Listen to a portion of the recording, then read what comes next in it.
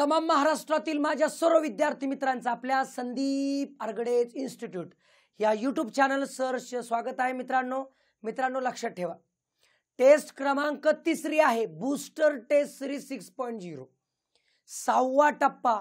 Booster 1.0 आहे, 2.0 आहे, 3.0, 4.0, 5.0, 6.0। दररोज प्रॅक्टिसला आपल्याला एक पेपर मिळतोय, विथ एक्सप्लेनेशन मिळतोय। यासारखी चांगली गोष्ट काहीच होऊ शकत नाही, कारण गणिताला येड लावले, गणिताला दररोज सवय लावली आणि दररोज गणित आडली की लगेच सोल्युशन जर आपल्याला मिळत असेल तर 101% हाच तुमचा असणारा ॲटिट्यूड तुम्हाला जिंकून देत असतो। लक्षात ठेवा, कारण का गणित हा विषय सरावाचा आहे। जो सराव करेल तो जिंकेल, जो सराव नाही करणार, अमावस्या पौर्णिमेला जो करेल त्याचा रिझल्ट येत नाही, भले त्याचं ग्रॅज्युएशन कशातही असू दे, त्याचे क्लासेस सुद्धा झालेले असू दे, काही फरक पडत नाही। जो दररोज प्रॅक्टिस करतो तोच जिंकतो। लक्षात ठेवा, कारण गणित हा विषय सरावाचा आहे। त्यामुळे तुम्ही सगळ्यांनी ही बूस्टर टेस्ट सिरीजचा 6.0चा 3रा पेपर आहे, तो यूट्यूबला पण अवेलेबल आहे आणि आपल्या ॲपमध्ये पण अवेलेबल आहे। बाकी याचे 12 पेपर आपल्या ॲपमध्ये मिळतील, पेपर एक्सप्लेनेशन ॲपमध्ये मिळेल, पण पेपर आपल्या टेलिग्राम चॅनल जो आहे संदीप आर्गडे इन्स्टिट्यूट याला जॉईन राहा। ह्याला बरोबर 12 वाजता दररोज पेपर मिळतोय। लक्षात ठेवा, तिथे तुम्हाला तो पेपर डाउनलोड करून प्रिंट काढून सोडवायचे।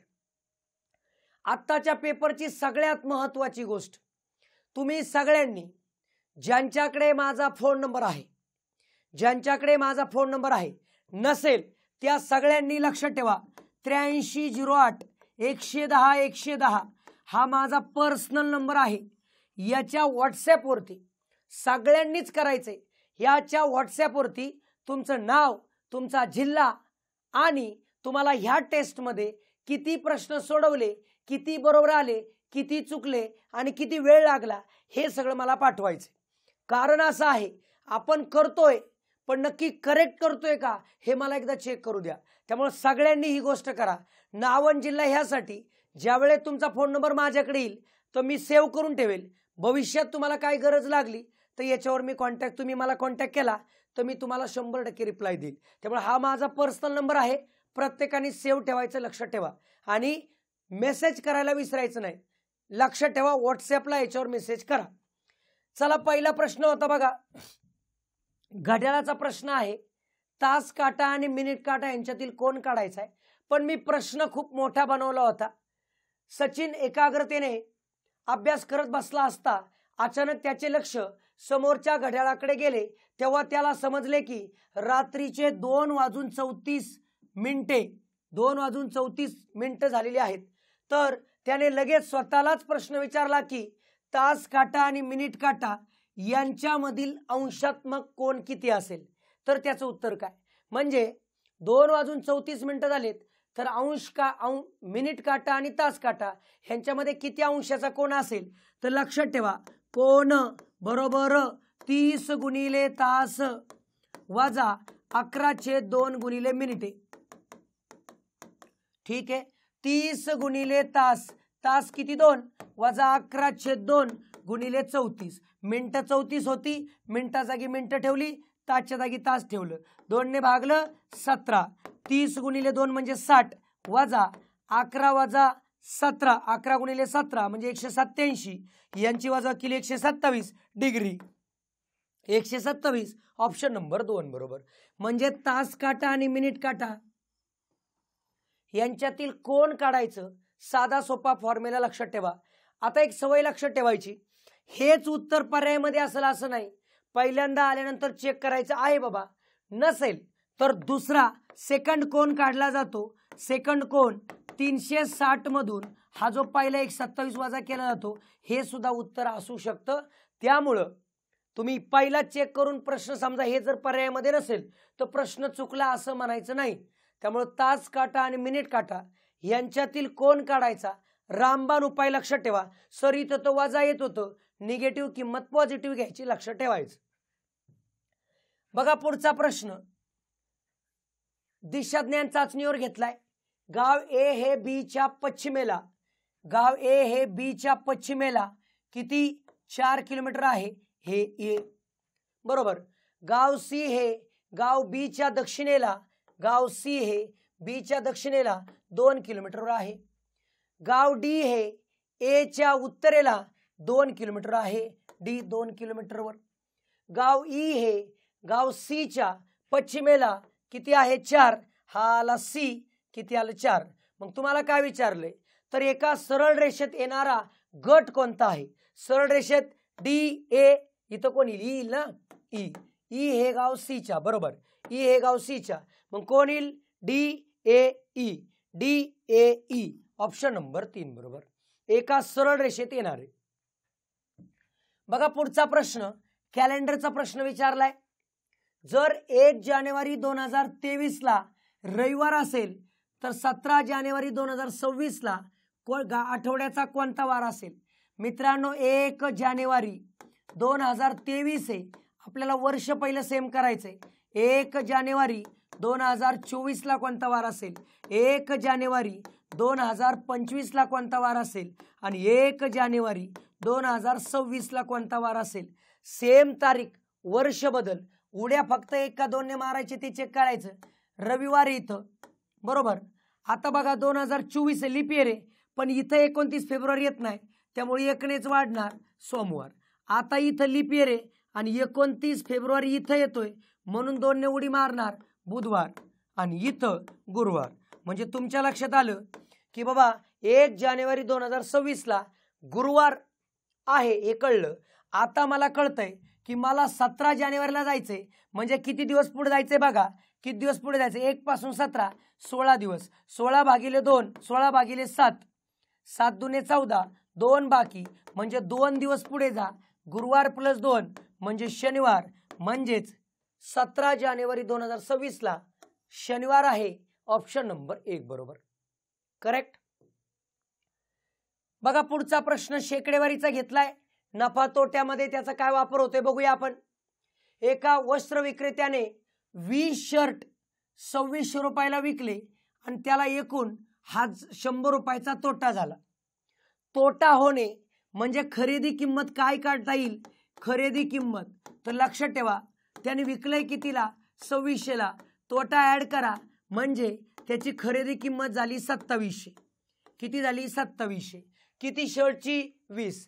आपल्याला किती शर्टची विचारले एका, मग याला भागिले किती करू 20, 20 ने भागले 0 0 गेला 135, म्हणजे एका शर्टची खरेदी किंमत 135, ऑप्शन नंबर 3 बरोबर, करेक्ट.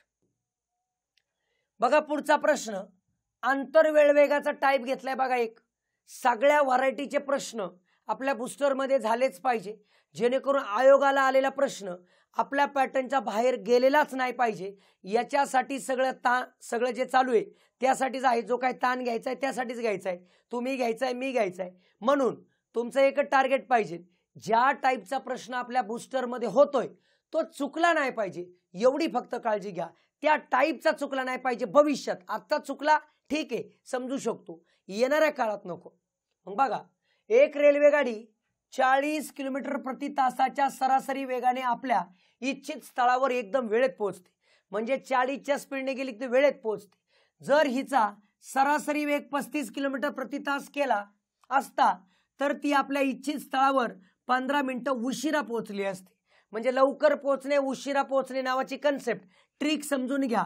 वेळेतील फरक, दोघांच्या वेळेतील फरक आहे, फरक तो काय करायचा, तासात घ्यायचा. लक्षात ठेवा तासात, बरोबर. अंतर म्हणजे त्याला एक्स म्हणूया, हे अंतर आहे, सिंपल अंतर आहे, भागिले लहान वेग म्हणजे डिश टीव्हीचाच फॉर्म्युला ऍक्च्युली हा, मायनस अंतर भागिले मोठा वेग. म्हणजे दोघांच्या टीटी मधला फरक जो आहे तो ही गोष्ट कळते. त्यामुळे ह्या टाईपचा प्रश्न असा सोडवायचा, लक्ष ठेवायचा. आता वेळेतील फरक 15 मिनिटं आहे. पहिल्यांदा तर वेळेत पोहोचतं, इथं 15 मिनिटं लवकर, म्हणजे वेळेतला फरक उशिरा. वेळेतला फरक किती असणार 15 मिनिटं, तासात करायचंय भागिले 60 बरोबर. अंतर मी एक्स मानतो, लहान वेग 35 आहे, वजा अंतर एक्स, कारण दोन्ही वेळेस अंतर तेच असणार, मोठा वेग 40. आता विचार जर केला 15 1 15, 15 चौक 60, म्हणजे हे आलं 1/4 बरोबर. हा 40 एक्स इकडं, हा तिकडं, म्हणजेच काय 40x वजा 35x छेद 35 गुणिले 40 1/4 तसंच बरोबर. यांची वजाबाकी 5x छेद 7 गुणिले 40. चला चेक करूया किती 35 नाही का. 5 7 35 मग 4 10 40 म्हणजे x बरोबर किती 7 10 70 म्हणजे अंतर किती आहे 70 किलोमीटर. ऑप्शन नंबर 2 बरोबर. लक्षात ठेवा ह्या टाईपचा प्रश्न मागच्याच ग्रुप सी ला आला होता बरोबर. पण त्या ठिकाणी वेग काढायला सांगितला होता. काय माहिती आता अंतर विचारतील ही गोष्ट लक्षात ठेवा. बघा पुढचा प्रश्न वयवारीचा आहे. 3 व्यक्तींच्या आजच्या वयांची बेरीज 78 वर्ष आहे. उगीच बेरीज करत बसू नका. 78 मध्ये कधीच कुणी फसवणार नाही त्यामुळे तिथं ट्राय नाही करायचा. 6 वर्षापूर्वी याचं गुणोत्तर 3x याचं 4x आणि याचं 5x. कधी 6 वर्षापूर्वी. आज जर विचार केला तर याला 6 वाढणार 6 वाढणार 6 वाढणार आणि या तिघांची बेरीज किती 78 म्हणजेच 3x अधिक 6 प्लस 4x अधिक 6 प्लस 5x अधिक 6 बरोबर 78. मग 3 4 5 3 आणि 4 किती 7 7 आणि 5 12 12x अधिक 6 6 6 18 बरोबर 78. म्हणजे 12x बरोबर 78 वजा 18 म्हणजे 12x बरोबर 60 म्हणजे x बरोबर किती 5. x 5. कोणाची आजची वय विचारलेत तर त्यांची आजची वय पहिला बघा 5 त्रिक 15 आणि 6 21 5 चोक 20 आणि 6 26 5 5 25 आणि 6 31 म्हणजे हे आलं 21 26 31. ऑप्शन नंबर 1 बरोबर. आता हे झालं सॉल्विंग मेथड आपली कन्सेप्च्युअल मेथड एक्सी मेथड. सर गुणोत्तर प्रमाणचं तुम्ही कायम सांगत आले सर आम्ही तुमचे विद्यार्थी आहे सर आम्हाला कळतंय की तुम्ही पर्यायावरून इलिमिनेट करायची कायम आम्हाला सवय लावलेली आहे सर. इथं विचार पडू शकतो. ही त्यांची आजची वय आहेत 6 वर्षापूर्वी म्हणजे पहिल्या पर्यायामधून 6 वजा जर केले पहिल्या याच्यातून तर किती आता 15 3 ने भाग गेला पाहिजे.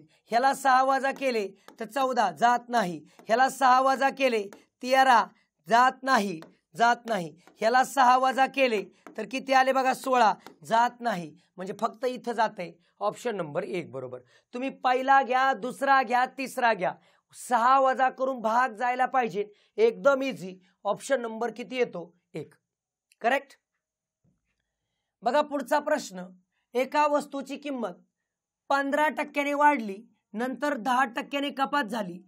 वस्तूची मूळ किंमत 2000 होती. नवीन किंमत किती 2000 होती. पहिल्यांदा काय झालं 15% वाढली म्हणजे 115 झाली 100च्या. पुढे 10% कपात झाली म्हणजे 90/100. याचं उत्तर काय येते तो विचार आपल्याला करायचा आहे. मग चला कॅल्क्युलेट करू. 2 2 0 गेले 2 2 गेले हा एक गेला हा एक गेला हा एक गेला हा एक गेला म्हणजेच काय 2 गुणिले 2 गुणिले 9 18 18 गुणिले 115. चला 18 ने गुणूया 18 पंच 90 हातचा आला 9 18 1 18 9 27 हातचा आला 2 18 1 18 2 किती 20 म्हणजे 2070 ऑप्शन नंबर 4 बरोबर करेक्ट. लक्षात ठेवा ही मेथड वाढ झाली की प्लस घट झाली की मायनस. बघा महेश एक काम 20 दिवसात पूर्ण करतो. गणेश तेच काम 30 दिवसात पूर्ण करतो. दोघे मिळून ते काम किती दिवसात. दोघं जर एकत्र आले ना दोघे मिळून जर काम करायचं असेल ना लसावी मेथडचा वापर करू नका वेळ जास्त जातो. xy/x + y वापरा. दोघांनी मिळून काम करायचंय xy/x + y. मग बघा xy म्हणजेच काय 20 गुणिले 30 भागिले 20 अधिक 30. ठीक आहे बघा काय येतंय 20 गुणिले 30 भागिले 50. चला कॅल्क्युलेट करूया. 0 0 गेला 5 चोक 20 4 त्रिक 12 म्हणजेच 12. ऑप्शन नंबर 2 बरोबर. दोघांनी मिळून काम करायचंय दोघांनी मिळून टाकी भरायची नळांनी. हेच सूत्र लक्षात ठेवायचं कायम xy/x + y. बघा पुढचा प्रश्न. एका वर्गातील 60 विद्यार्थ्यांच्या वयाची सरासरी 20.5 वर्ष आहे. त्यामध्ये वर्ग शिक्षकाचे वय मिळवल्यास त्या सर्वांच्या वयाची सरासरी 6 महिन्यांनी वाढते. तर वर्ग शिक्षकाचे वय किती. वर्ग शिक्षकाचे वय म्हणजे लक्षात ठेवा सिंपल शिक्षक असताना काय परिस्थिती, शिक्षक असताना मायनस शिक्षक नसताना, शिक्षक असताना काय परिस्थिती, शिक्षक नसताना काय परिस्थिती. शिक्षक असताना बघा, शिक्षक असताना 60 ची संख्या 61 होईल आणि सरासरी 6 महिने वाढते म्हणजे 0.5 अर्ध वर्ष वाढते म्हणजे 21 होते, मायनस शिक्षक नसताना संख्या 60 गुणिले 20.5. चला हा गुणाकार करूया, किती येतोय बघूया. 21 एके 21, हातचा आला 2, 21 सक 26 700 किती 2 म्हणजे किती 128 म्हणजे 1281 वजा यांचा गुणाकार करा, शून्याने गुणल्यामुळं काय होईल पॉइंट जाईल म्हणजे 205 गुणिले 6 करा. चला 6 पंचे 30, हातचा आला 3, 0 किती 3 बर 6 दुने 12 म्हणजे 1230 यांची वजा केली 51 वर्ष. शिक्षकाचं वय किती 51 वर्ष. लक्षात ठेवा, शिक्षक असताना शिक्षक नसताना ही ट्रिक वापरायची. ओके, बघा पुढचा प्रश्न. विसंगत घटक ओळखा म्हणजे अंकमालिका दिली, कोणतं वेगळं आहे कोणतं चुकीचं पद आहे ते शोधा. इथं जर विचार केला चुकीचं पद कोणतं असेल बघा, 15 आहे फरक 7चा, इथं फरक 9चा, इथं फरक 11चा, इथं फरक 13चा, मग 13 केला इथं 55 होणार, इथं फरक 15चा म्हणजे 56च्या जागी 55 पाहिजे. विसंगत आहे ऑप्शन नंबर किती 4, 56 चुकीचा आहे ऑप्शन 4, तिथं 55 पाहिजे होतं फरक विचार करता. बघा पुढचा प्रश्न, आपण भागीदारीचा प्रश्न घेतला होता. ए ने रुपये 45,000 गुंतवून एक व्यापार चालू केला आणि 4 महिन्यानंतर बी ने रुपये 54,000 गुंतवून त्यात भाग घेतला. जर एका वर्षानंतर झालेला एकूण नफा 99,000 असेल तर त्यात बी चा वाटा किती. बघा ए आणि बी आहे, ए आणि बी आहे, ए आणि बी काय विचार आहे बघा. ए आणि बी, ए ने 45,000 रुपये गुंतवलेत वर्षाअखेर म्हणजे 12 महिने होतं.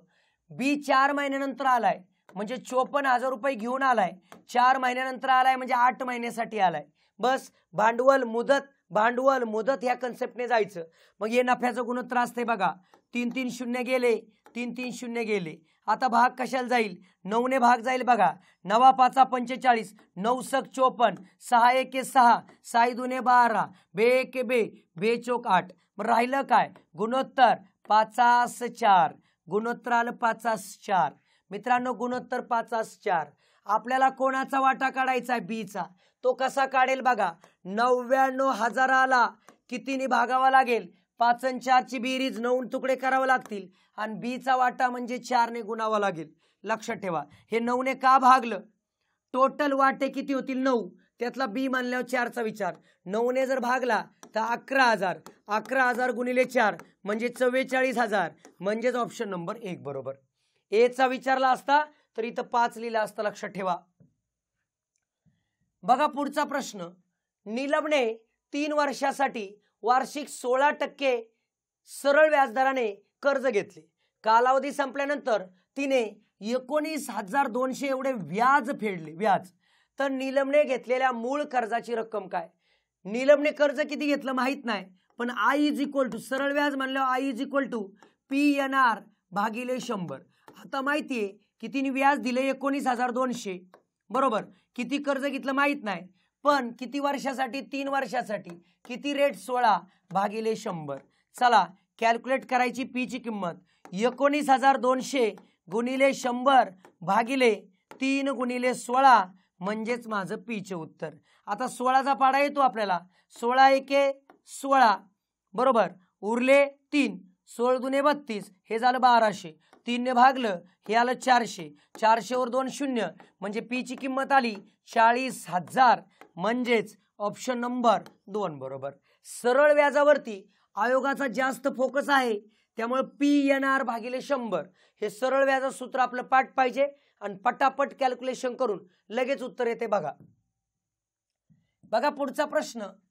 किसनने विष्णूकडून 3 वर्ष वापरलेला एक जुना ट्रॅक्टर 4,05,000ला घेतला, विकत घेतला. जर घसाऱ्याचा दर 10% असेल तर विष्णूने ते ट्रॅक्टर किती रुपयाला घेतला होता म्हणता येईल. विष्णू ओरिजिनल मालक आला, त्याने किसनला विकला. किती रुपयाला? 4,05,000ला. विष्णूने ओरिजिनल कितीला घेतला होता माहित नाही, तीच किंमत काढायची. पण दरवर्षी घसारा म्हणजे डेप्रिशिएशन, म्हणजे त्याच्यामध्ये कमी कमी किंमत होत जाणार. म्हणजे सुरुवातीची घेतलेली माहित किंमत नाही, पण 10% कमी होणार म्हणजे 90/100. पुन्हा 10% कमी होणार 90/100. असं होऊन उत्तर आलंय 4,05,000. करेक्ट. मग चला कॅल्क्युलेट करू. 0 गेला, 0 गेला. मग इथं x बरोबर 4,05,000 बरोबर गुणिले 10 भागिले 9 ठीक आहे. बघा इथं विचार करून 9 चोक किती? 36. 9 5 45. पुढचे 3 शून्य आहे तसेच. ओके. 9 ने भागलं, 9 5 45 म्हणजे 5,000 गुणिले 10 म्हणजे x बरोबर 5,000 गुणिले 10 म्हणजेच x बरोबर 5 लाख. किती लाख आलं? 5 लाख. म्हणजेच ऑप्शन नंबर किती आहे? 3 बरोबर. म्हणजे विष्णूने ट्रॅक्टर 5 लाखाला घेतला, 10% घट, नंतर 10% घट, असं करत करत तो 4,05,000ला विकला. ऑप्शन नंबर 3 बरोबर. बघा मित्रांनो, पुढचा प्रश्न सिलोलिझम. असा विद्यार्थी नाही ज्याला येत नाही. लक्षात ठेवा, कन्फर्म मार्क मिळून देणारा प्रश्न. कोणताही आवरण कोट नाही, म्हणजे हा आवरण आलं, हे कोट आलं. बघा हे आवरण आहे, कोणतंही आवरण काय नाही? कोट नाही. डायग्राम दोन्ही वेगवेगळ्या. सर्व कोट ठेवी आहेत, कोट आतमध्ये ठेवी बाहेर. सर्व कोट ठेवी आहेत. चला पुढे. सर्व ठेवी पत्रके, ठेवी बाहेर, ठेवी आतमध्ये पत्रके, सर्व ठेवी पत्रके आहेत. क्लिअर. आता बघा ह्याच्यावर निष्कर्ष पहिला काय निघतो? निष्कर्ष पहिला, सर्व आवरण पत्रके आहेत. सर्व आवरण पत्रके होतील का? नाही. दुसरं काय बघा, एकही ठेवी कधीही थर असू शकत नाही. थर म्हणजे इथं आवरण आहे. बघा तुमच्याकडे आवरण शब्द असेल, इथं माझ्याकडे थर झालाय आवरण.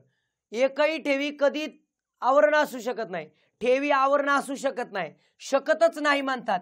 नाहीत म्हणले वे असू शकतं ना, हे असू शकतं. त्यामुळे हे विधान काय? चूक आहे. असू शकतं, नाही असं म्हणता येत नाही. दोन्ही चुकीचं आहे. 1 आणि 2 दोन्ही निष्कर्ष खरे नाहीत. ऑप्शन नंबर 3 बरोबर. बघा पुढचा प्रश्न. 6 मित्र एका वर्तुळाकार टेबलावर बसलेत. चला सिटिंग अरेंजमेंट आहे. 6 मित्र आहे, 1 2 3. 6 मित्र आहेत. बर. आणि केंद्राकडे तोंड आहे त्यांचं, केंद्राकडे तोंड आहे, आतमध्ये तोंड करून बसलेत. ओके. बर. ए हा बीच्या लगेच उजवीकडे आहे, बीच्या लगेच उजवीकडे ए आहे. सी हा ए आणि डी यांच्यामध्ये बसलाय, ए आणि डी यांच्यामध्ये सी बसलाय. ई हा एफच्या डावीकडे आहे, हे 2 जागा राहिल्यात, एफच्या डावीकडे ई आहे. तर बीच्या डावीकडे तिसरा कोण? बीच्या डावीकडे तिसऱ्या स्थानावर 1 2 3 डी. ऑप्शन नंबर 4 बरोबर. करेक्ट. एकदम सोपं सिटिंग अरेंजमेंट.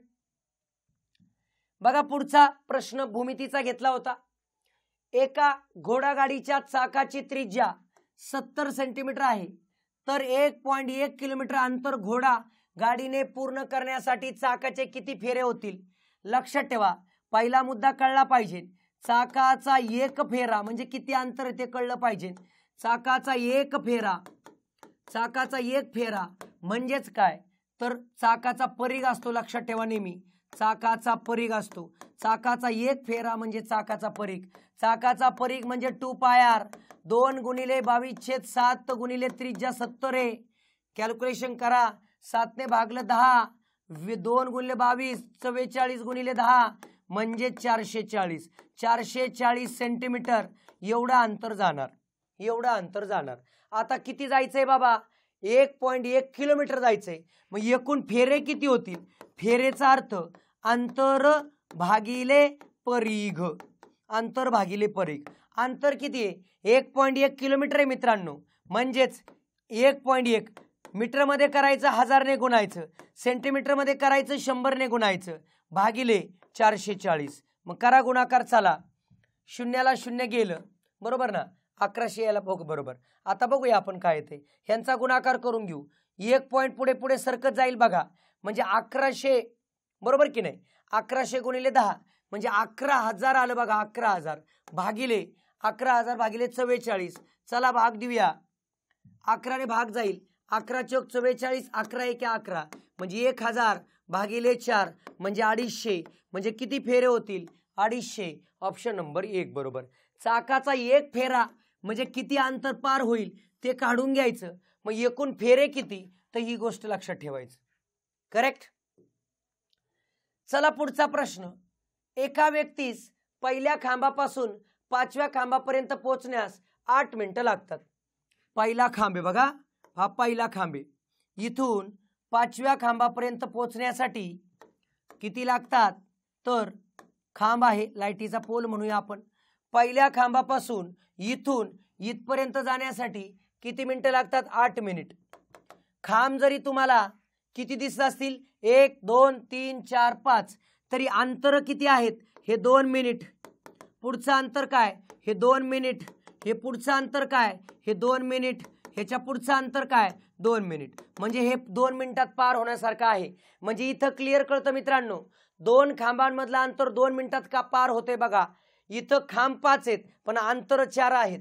इथं वेळ किती घेतलाय 32. 32 भागिले 2 म्हणजे 16. मग खांब किती घ्यायचं तर 16 नाही तर पहिला खांब पकडला जात नाही, मग तो ऍड करावा लागेल. म्हणजे कितव्या खांबापाशी असेल तर 17व्या.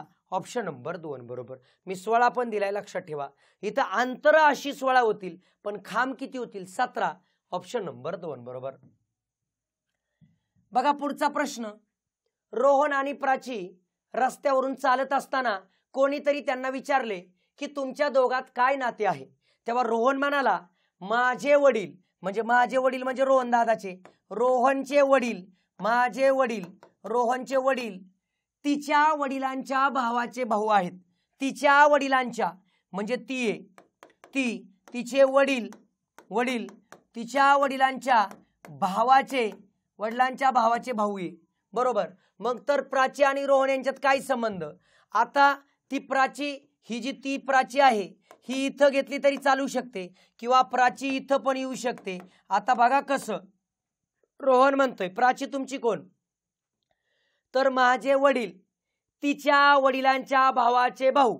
म्हणजे प्राची आणि रोहन हे सख्खे भाऊ बहीण पण होऊ शकतात किंवा चुलत भाऊ बहीण पण होऊ शकतात. पर्यायामध्ये पाहिलं आई मुलगा काही संबंध नाही, काका पुतणी काही संबंध नाही, नवरा बायको काही संबंध नाही, म्हणून भाऊ व बहीण म्हणजेच ऑप्शन नंबर किती 2 बरोबर. प्राची रोहन कधी कधी सिक्वेन्स पण लक्षात ठेवा. प्राची रोहन आहे ह्याचं बहीण भाऊ पण असू शकतं, भाऊ बहीण पण असू शकतं. आयोगाचं स्पष्ट मत असतं की आम्ही जे 4 पर्याय दिलेत ते 4 पर्यायापैकी सर्वात जवळचा पर्याय निवड. आता इथं जाणून बुजून मी बहीण शब्द सुरुवातीला नाही दिला. काही जण मला म्हणणार सर चुकलाय हा प्रश्न. तसं नाही, कधी कधी सिक्वेन्स असेल असं नाही. आपल्याला 3 100% गायब होणारे पर्याय गायब करायचे असतात. शक्यतो हा जर सिक्वेन्सच चेक करायला पाहिजे पण 3 पर्याय इलिमिनेट झाल्यानंतर हा सुद्धा योग्य उत्तर कन्सिडर केलं जातं. पण इथं सुद्धा सख्खे भाऊ बहीण होतील का नाही, चुलत सुद्धा होऊ शकतील. पण आयोग डायरेक्ट सांगतं दिलेल्यांपैकी योग्य सांग. ऑप्शन नंबर 2 बरोबर. बघा मित्रांनो पुढचा प्रश्न भूमितीचाच प्रश्न घेतला होता जिथं घनफळाचा विषय आहे. एका भिंतीची लांबी 8 मीटर, उंची 3 मीटर, जाडी 22.5 सेंटीमीटर.